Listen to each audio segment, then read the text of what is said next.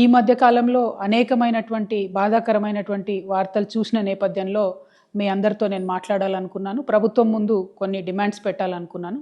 ప్రధానంగా స్వర్ణకార వృత్తిలో ఉన్నటువంటి అనేక మంది ఆత్మహత్యలకు సంబంధించినటువంటి అంశాలు ఈ మధ్య పత్రికలలో, టీవీ ఛానల్లో చూసి చాలా బాధపడుతూ వచ్చాము. వాస్తవానికి విశ్వకర్మలందరూ వారి చేతి వృత్తులన్నీ కూడా తెలంగాణకే కాదు యావత్ భారతదేశానికి ఊపిరిపోసినటువంటి వృత్తి పనులు ఇవన్నీ కూడా. అవన్నీ నెమ్మదిగా కార్పొరేట్ సంస్థలు వచ్చిన తర్వాత మరి మరుగున పడుతూ వచ్చినటువంటి విషయం మనందరం కూడా గమనిస్తున్నాము. కానీ మన భారతదేశంలో బంగారానికి ఉండేటటువంటి ప్రాధాన్యత, నగలకు ఉండేటటువంటి పవిత్రత, వీటితోని స్వర్ణకార వృత్తిలోకి కేవలం స్వర్ణకారులే కాకుండా గౌడ్స్ కావచ్చు, వైశ్యాస్ కావచ్చు, అనేకమైన ఇతరులు కూడా వచ్చి చాలా చోట్ల బంగారు షాపులు పెట్టుకోవడము, నగలకు సంబంధించిన వ్యాపారాలు చేయడాన్ని మనం చూస్తూ వస్తున్నాము.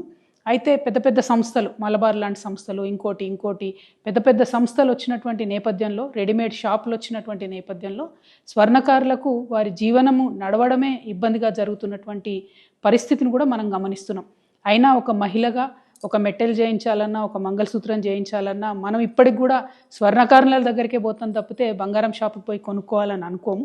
కాబట్టి ఇంత పవిత్రమైనటువంటి వృత్తి, ఆ వృత్తి చేసేటటువంటి వారందరినీ, వారి కుటుంబాలని కాపాడుకోవాల్సినటువంటి బాధ్యత మనందరి మీద కూడా ఉన్నది.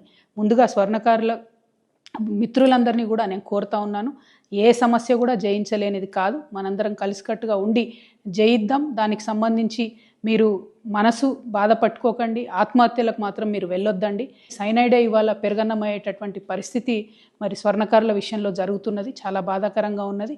మీ అందరినీ నేను రిక్వెస్ట్ చేస్తూ ఉన్నాను. నేను ఎంపీగా ఉన్నప్పుడు మా నిజామాబాద్ జిల్లాలో ఈ యాక్ట్ 411 ఏదైతే ఉందో అది పెట్టకుండా దొంగ బంగారం కేసులో ఈ స్వర్ణకార వృత్తులు చేసేటటువంటి వాళ్ళను పోలీసులు ఇబ్బంది పెట్టకుండా నా వంతు ప్రయత్నం నేను ఆనాడు చేయడం జరిగింది.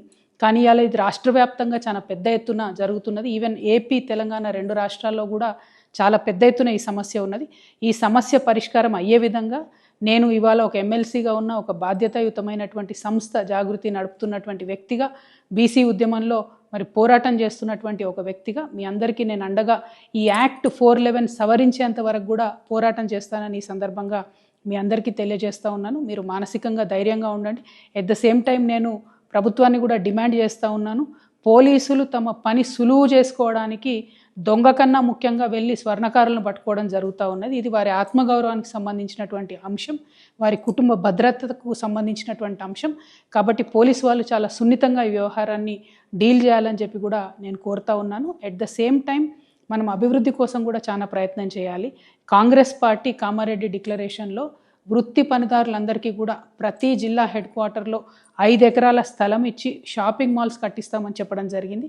అట్లానే పర్టికులర్లీ స్వర్ణకారులకు సంబంధించి అనేకమైన స్కీమ్స్ ఇస్తామని చెప్పడం జరిగింది.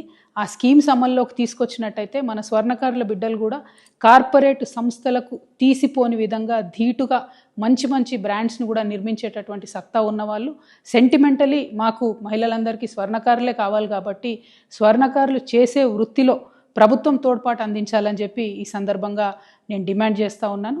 ఎట్ ద సేమ్ టైం ఈ యాక్ట్ 411ని ప్రభుత్వం యొక్క తోడ్పాటుని రెండింటిని సాధించే వరకు కూడా నేను మీతో పోరాటం చేస్తానని మీ సోదరిగా మీ అందరికి కూడా మనవి చేస్తున్నాను. స్వర్ణకార మిత్రులందరికీ కూడా నేను ప్రత్యేకంగా మళ్ళీ మీ సోదరిగా మీకు దండం పెట్టి నేను చెప్తా ఉన్నాను, ఎట్టి పరిస్థితుల్లో ఆత్మహత్య అనేటటువంటిది పరిష్కారం కాదు.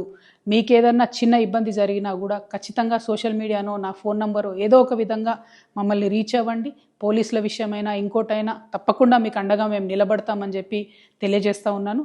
చాలామంది నకిలీ పోలీసుల వేషంలో కూడా ఈ మధ్య మిమ్మల్ని మోసం చేసి భయపెట్టే ప్రయత్నం చేస్తూ ఉన్నారు.